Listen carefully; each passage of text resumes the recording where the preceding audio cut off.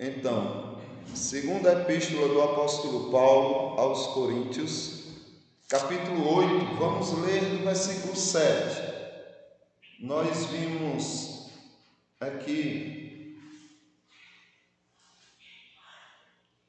que até o versículo 6, nós vimos que os irmãos da Macedônia, eles estavam empenhados em socorrer os irmãos mais pobres. E nós estamos observando que comunhão não é só você estar do lado do seu irmão numa hora de uma necessidade psicológica, né, de uma necessidade espiritual, mas também de uma necessidade material. E aí nós vimos que os irmãos da Macedônia, eles queriam ser voluntários nessa ajuda, nessa assistência aos santos. O apóstolo Paulo até tentou fazer com que eles ficassem de fora dessa ajuda. Por quê? Por causa das tribulações que eles estavam enfrentando e por causa também da pobreza que eles passavam. Mas eles, com muitos rogos, pediram aos apóstolos que dessem a ele a graça, né, que eles pudessem receber essa graça de compartilhar do socorro aos santos. E aí o apóstolo Paulo diz que eles fizeram e fizeram ainda além da capacidade deles.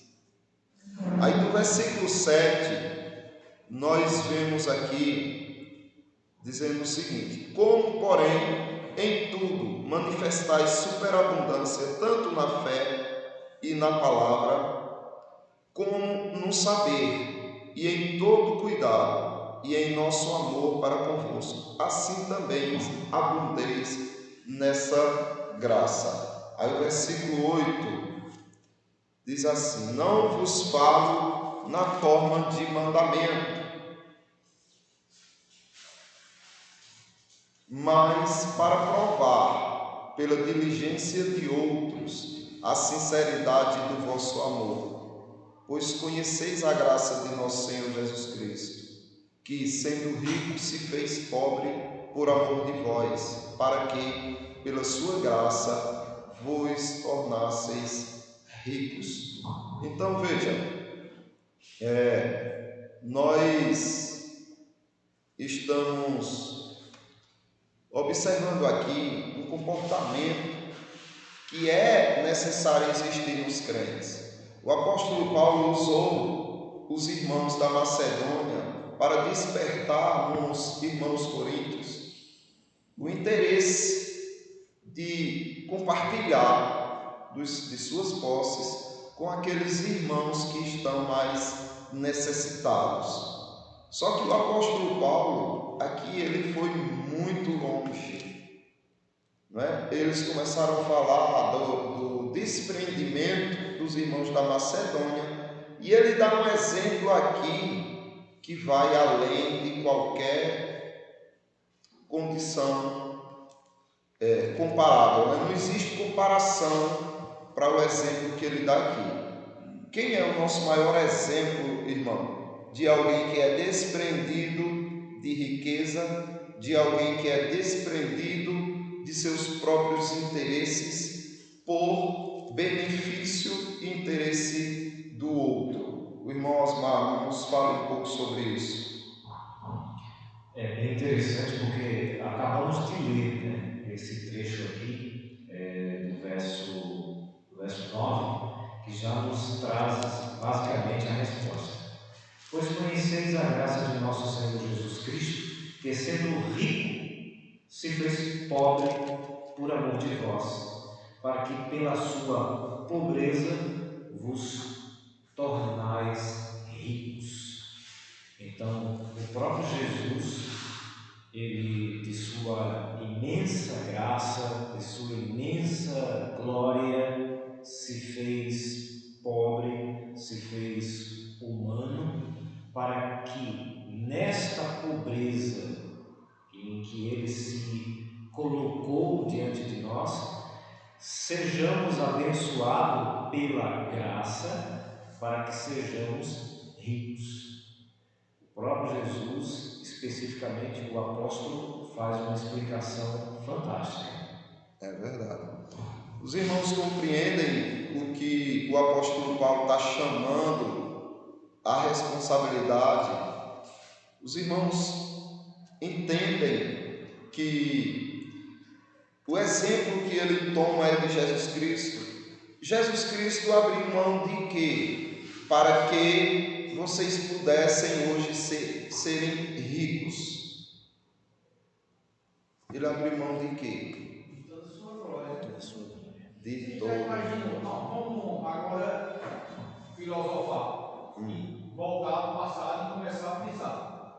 Como é que um reino rico, de toda a glória, tudo que existe de bom, é ou não é?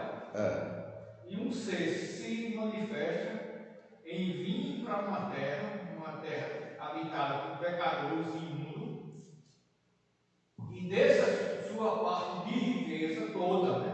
Não é parte, tudo, como eu disse, o homem rico. O reino do céu é semelhante àquele homem rico que deixou tudo que tinha, porque viu uma pedra preciosa na terra e veio a comprar. Mas ele deixou tudo de lado e veio buscar aquela pequena. Então não existe comparação não, para o reino de Deus e o reino dos homens. Por isso que, humanamente falando, isso é impossível.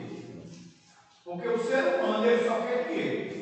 Ele só quer estar. E não venha me dizer que é um dono, não, é todos. O homem debaixo do pecado, ele só quer estar. A minha começou comigo outro dia, porque um camarada recebeu um poder vinho, no caso, uma autoridade maior, e começou a botar os outros no chinelo. Eu disse, mas é isso aí.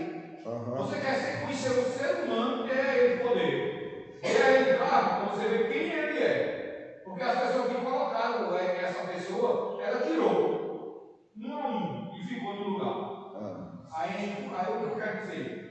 Na vida humana, na Terra, não existe governo, não há quem se compare a Cristo em seu amor. Por isso que João é o amor de Deus. Que tal amor? Não tem comparação. Eu dar uma parte de bolo que eu tenho é bom demais. Eu devo dividir alguma coisa com o Zinho, mas eu já tenho. E Zinho também tem uma parte. Agora eu deixar tudo pelo inimigo. É só Deus. E eram os inimigos dele, né? Então, mas nesse reino de glória e de riqueza, é incomparável. Só Cristo mesmo, só Deus para fazer uma coisa dessa ao ser humano. É verdade. Isso é incomparável. Isso não tem explicação. É explicar o inexplicável. Observando uma passagem dessa, você percebe o que motivou os irmãos macedônios. Porque os irmãos macedônios eram pobres, né, segundo o apóstolo Paulo. Mas eles se desprenderam daquilo que tinham para socorrer outros irmãos que eram mais pobres que eles. Porque entenderam o Evangelho. O que Cristo fez por eles. Isso. Quando você entende a graça, é lógico que é um entender limitado, né? É como você falou há pouco. Não tem como compreender a dimensão do que é essa graça de Deus. Mas eles entenderam, peraí, se Jesus Cristo, não precisando de nada que eu tenho, deixou sua glória, sua riqueza, sua majestade, para vir a este mundo, se tornar um pobre, um servo, porque com essa pobreza dele, assumindo o nosso lugar, nós nos tornaríamos ricos. Por que eu não vou usar da minha debilidade, daquela minha pouca condição que eu tenho, para me tornar mais pobre do que eu já sou, sendo que essa minha pobreza torne o irmão mais rico, não é? Aquele irmão tem um pouco mais de condição. Então você começa a perceber que só é possível você se desprender de algo que você tem quando você começa a entender um pouco do que Cristo fez por você. O irmão concorda com isso? Sim, porque a mensagem redentora nos traz dentro desse contexto aqui do Evangelho, de falar de uma superabundância que é oferecida através do exemplo de Cristo para todos aqueles que creem nele. Foi algo gratuito, foi algo que foi nos ofertado de forma de graça e gratuita, para que possamos ter a maior riqueza que possamos alcançar aqui e no pós, que é a vida eterna, a nossa salvação. Essa graça, essa riqueza que a gente vê de Cristo, através da pessoa dele, através de Deus, esse reconciliar através da graça, é imprescindível para que a gente possa entender esse fator do amor, da compreensão daquilo que a gente pode fazer pelo irmão, para o irmão, e essa satisfação interior. É muito importante, muitas pessoas, eu já ouvi falar, muitas pessoas dizerem que não tem valor na sociedade, não tem valor na família, não tem valor na vida que leva, por não entender o valor que Cristo deu a cada um de nós através de seu exemplo, o exemplo de se fazer pobre, de se fazer humano, para negar de forma que a gente até observou e a gente fica até sem palavras para descrever, como o Altamir falou, essa majestade, essa glória toda que ele tem, para se fazer humano, para se fazer frágil como nós e atravessar pelo vale da morte. Claro, foi para nos salvar, foi para nos redimir, para nos retirar dessa condição de pecado, de caídos diante de Deus. Então, essa falha que a gente teve e alcançada por Cristo, nos faz entender que nós temos valor para Ele. Ele nos deu essa graça, nos dizendo que possamos ter um valor específico para Ele, que é o amor por todos nós, o amor por seus salvos, por aqueles que se achegaram a Ele. E essa é uma condição super especial da mensagem de pobreza de Cristo e da riqueza de Cristo para as nossas vidas. Amém. É isso mesmo. Só que eu quero trazer aqui uma reflexão e queria que vocês trouxessem uma explicação para isso.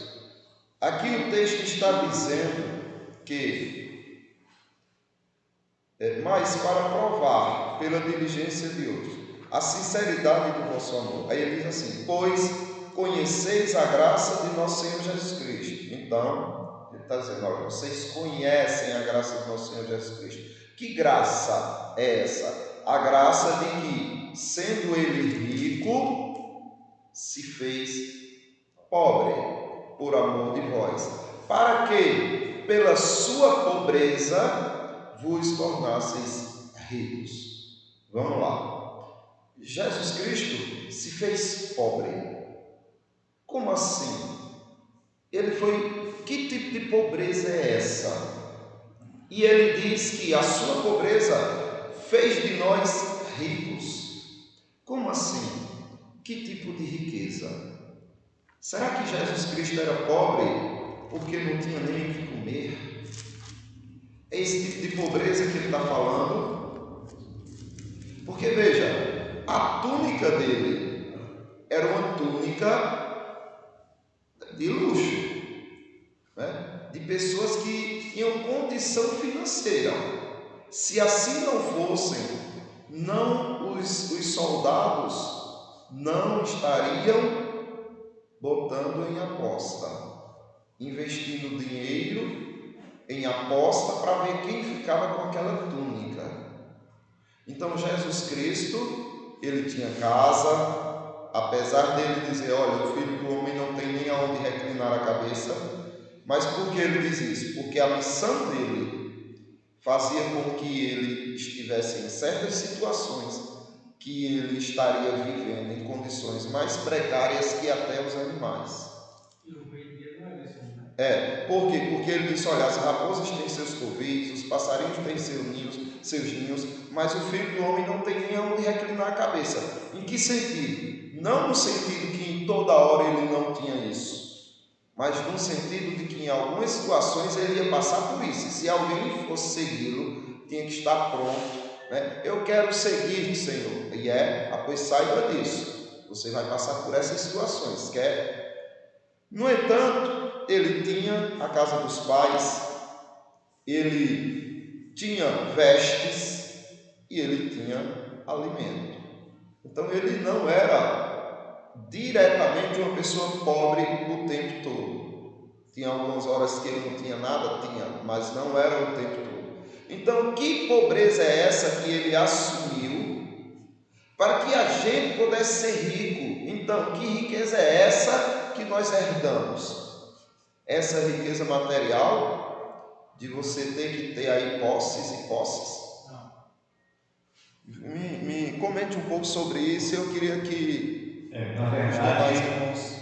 a ilustração de pobreza que o Evangelho traz a respeito não nos coloca diante de objetos, né, de dinheiro, de prata, de ouro ou de outra coisa que a gente possa identificar como poder, posses, dinheiro, riqueza.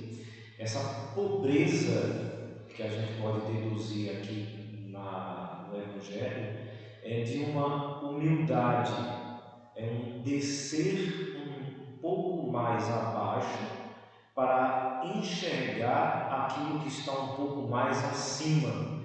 E esse enxergar e esse descer de estar colocado de forma humilde é como está lá em Isaías 53, que fala da aparência, né? A sua aparência não era muito, não é de atraente aparência para que muitos não tivessem deslumbre, falando da pessoa de Cristo, em Isaías 53.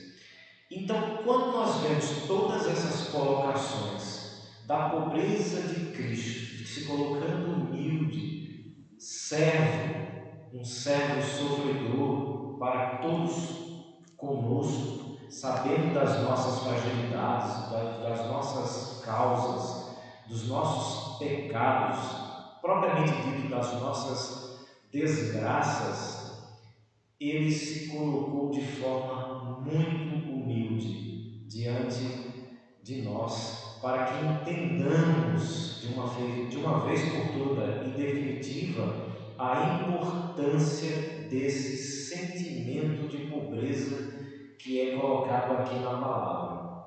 Mas o mais interessante não é só falar dessa pobreza que muitas vezes é mal interpretada na Bíblia e muitos acham que veio para esse mundo para ser uma prosperidade, para ser uma pessoa digna das riquezas e do ouro, da prata e de viver e de comer o melhor fruto dessa terra.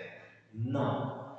Essa pobreza nos remete ao entendimento que precisamos nos observar, entender a mensagem da cruz, que foi justamente isso. Jesus veio de sua eterna glória, não precisava, mas veio porque Deus assim estabeleceu para que pudesse salvar aqueles a qual Ele escolheu.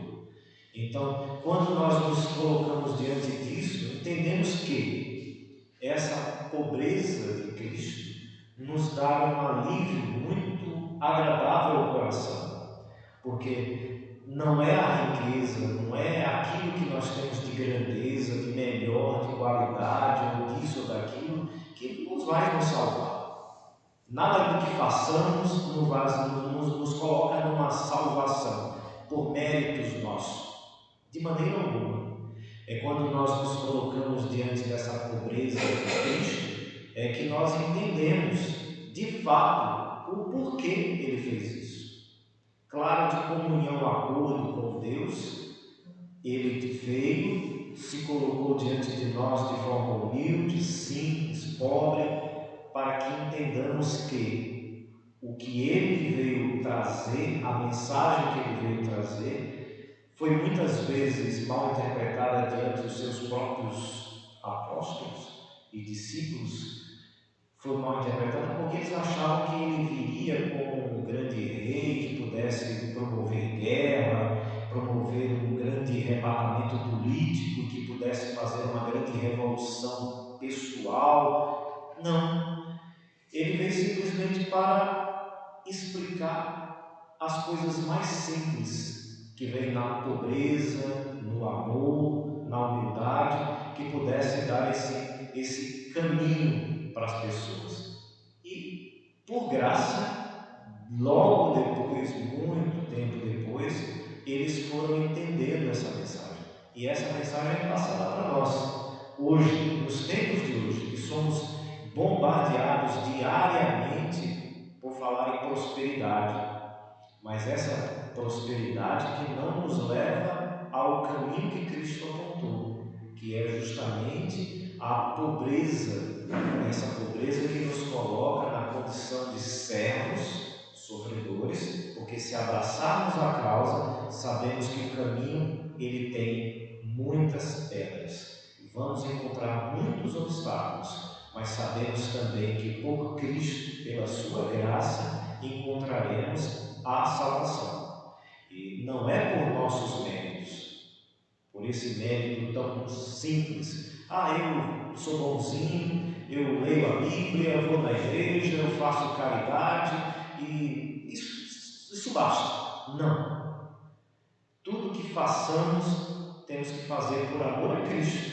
Temos que fazer todas as coisas boas, mas entendamos que é necessário se colocar numa posição de pobreza e saber que vamos provar de uma grande riqueza, que é a salvação.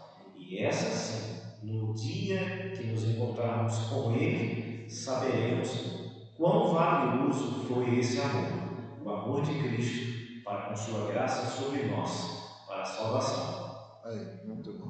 Pode falar. Depois o irmão Lourival. Vocês esqueceram um ponto crucial. A pobreza de Jesus Cristo, quando a Bíblia se refere, o irmão falou divinamente. Mas a pobreza que a Bíblia se refere é porque Jesus Cristo, ele era peregrino, ele era andarilho, ele vivia pelo deserto pregando. Por isso que ele se referia que ele não tinha, que o filho do homem não tinha nem onde repousar sua cabeça, porque ele vivia de cidade em cidade. Ele andava quilômetros e quilômetros a pé. Passava fome, passava frio, passava sede e passava sono, porque ele não tinha onde repousar a sua cabeça. Porque ele vivia no deserto, era muito. Então, essa pobreza que se refere tanto é justamente nesse ponto, porque ele não tinha realmente onde repousar a cabeça dele, porque ele era um andarinho. Ele vivia andando, ele vivia no deserto. É essa a pobreza que a Bíblia se refere. Será que é só essa? No caso, teria algum outro sentido? É um dos pontos. Porque a Bíblia tem vários textos que se referem a isso. E um dos pontos principais que a Bíblia se refere é justamente esse, porque ele era andarilho. Ele vivia andando, se deslocando no deserto. No deserto ele passava fome, passava principalmente sede. Aí é quando ele disse que o filho do homem não tinha nem onde repousar sua cabeça. O irmão Lourival podia falar? Sim, o irmão relatou aí sobre Isaías, e eu lembrei de um texto bíblico, está entendendo? Que fala de um homem que ele era rico, e ele deixou toda a sua riqueza. Por exemplo, como Moisés. Moisés, já sendo um homem feito, recusou-se a ser chamado filho da filha de Faraó. Está entendendo? E preferiu ser maltratado junto com com o povo de Deus a usufruir prazer e transporte do pecado, porquanto considerou o próprio de Cristo como maior riqueza do que os tesouros. Isso. Aí aquilo dali já era apontando para Cristo. Ele tinha tudo para ser um príncipe, ser um homem muito rico. É verdade. Ele usou-se para viver com os pobres. É verdade. Aquela pobreza em que ele estava assim, buscando, não era uma pobreza de miséria, era um povo apontando para o povo de Deus, que no futuro seria um povo de Cristo. É verdade. Nós vemos que Cristo de fato sofreu muito, não é? João Batista pregou no deserto, Jesus Cristo pregou nas cidades de Jerusalém. Mas isso não significa que Jesus Cristo não passou por situações difíceis. Passou, porque ele veio para isso, para sofrer. Inclusive, os 40 dias e as 40 noites que ele passou no deserto foi de pobreza extrema, não é? Além dele não ter nada o que comer, mas tinha poder para isso, né? Satanás até reconheceu, disse: se tu quiser, tu faz dessas pedras um banquete. Mas ele não queria, porque ele veio para ser pobre. Mas será que todo o tempo de Jesus Cristo foi só de pobreza financeira? Não. Por exemplo, quando ele tinha mais ou menos 2 anos de idade, que os reis magos foram visitar ele, o que foi que ele ganhou? Ouro, mirra, incenso, né? E quando ele tinha 12 anos, que ele chegou no templo, que ele foi pregar, se ele fosse um bludedozinho não ia ser ouvido, não, com certeza. Oi? Primeiro temos que entender que a maior humilhação de Cristo é tornar-se homem. Essa pobreza, não é? De ser Deus e se esvaziar. Olha, eu tô provocando, por quê? Porque primeiro, não vai dar para a gente fechar aqui. O tempo já esgotou, mas mesmo que desse tempo, eu queria dar uma pausa para que vocês refletissem em casa. Olha, aqui é apenas uma provocação. A gente estuda aqui, expande a mente aqui, para em casa a gente rebuscar, cavar a palavra de Deus. E o que eu quero de vocês é isso. Será que era só pobreza financeira? Porque, veja, existiam mulheres ricas, de nobres em Israel, que contribuíam com a obra de Deus, doavam as suas posses, para que Cristo tivesse algum conforto. Isso não significa que Cristo não passou fome, não significa que ele não ficou sem um teto para se abrigar, porque além de ser longe, tinha cidades que tinham preconceito, como por exemplo, ele ia lá para Samaria e não quiseram receber ele. Então observe, não quiseram dar abrigo a ele. Aí aconteceu o quê? Ele não foi. E os discípulos ficaram furiosos com isso. Quer que a gente peça fogo do céu para consumi-los? Ei, vocês não sabem de que espírito são? De que espírito vocês são? O Filho do Homem veio salvar e não destruir as almas. E aí ficou sem o abrigo. No entanto, a gente precisa saber a profundidade dessa pobreza de Cristo. Não é simplesmente material, pessoal. Ele não era pobre espiritual, ele era rico espiritual. Mas eu quero que vocês reflitam. Ele se tornou pobre em que sentido, não é? Vocês já deram aqui algumas dicas, algumas respostas que de fato é o que abrange isso. Só que eu quero que vocês se aprofundem.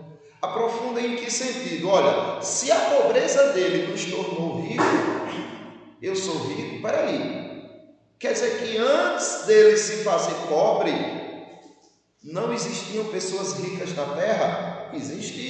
Existiam muitas pessoas ricas, milionárias, quando ele veio. E ele veio para que essas pessoas fossem ricas, mas num sentido real, legítimo. Até porque a graça não é de graça. Aí veja, o contexto também vai nos dar umas dicas. E eu quero que vocês estudem esse contexto em casa.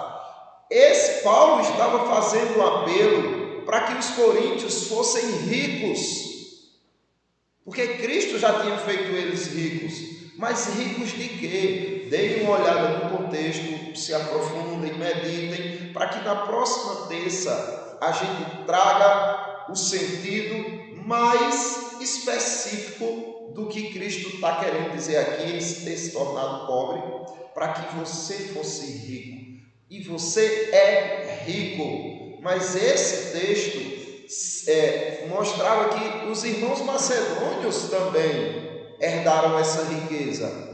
Mas Paulo disse que eles eram pobres. Olha, a profunda pobreza de vocês redundou em socorro para outros.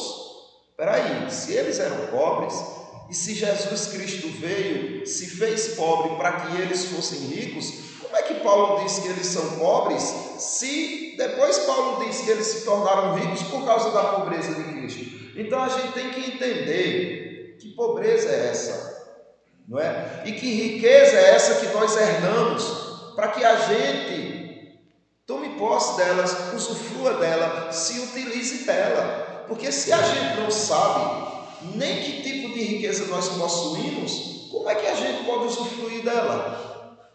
Entendem? Veja, nós somos o filho do reino. Jesus Cristo nos tornou ricos. E por que a gente vive como pobres? Ou por que a gente não usufrui dessa riqueza?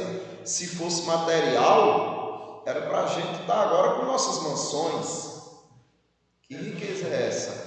Que riqueza é essa? E mais, além da gente trazer a resposta de que riqueza é essa, eu quero que vocês tragam uma resposta de como podemos nos valer dessa riqueza, para que a gente não viva como um príncipe completamente rico, mas vivendo como mendigos.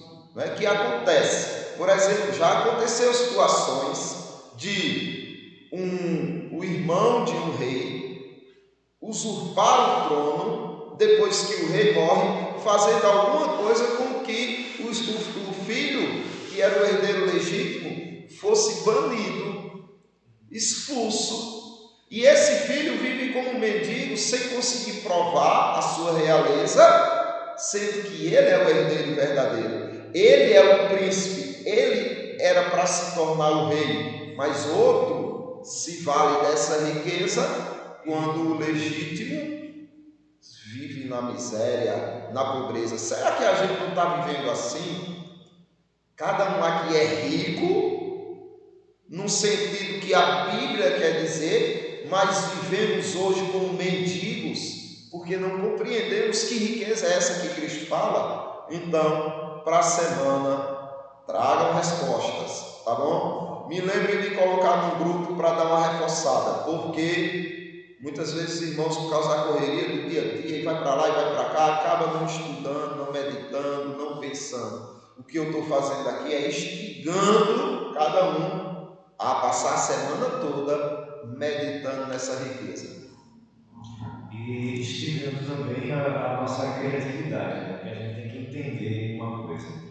Em Isaías 55, no verso 2, tem uma pergunta bem interessante que é feita. Por que gastais o dinheiro naquilo que não é pão, e o vosso suor naquilo que não satisfaz? Então, é uma pergunta bem interessante para o tema que nós estamos conversando, trocando essas ideias aqui. Então, é uma boa pergunta também que nos vai dar um sentido nas respostas que encontramos aqui nesse estudo de hoje. E a resposta está em seguida. Nos realiza enquanto você achar. Então, que Deus abençoe a todos, levem para casa essas reflexões e tragam preciosas respostas para que a gente seja edificado aqui, ok? Deixa eu ver aqui quanto tempo a gente fez de trabalho. Eu vou interromper aqui.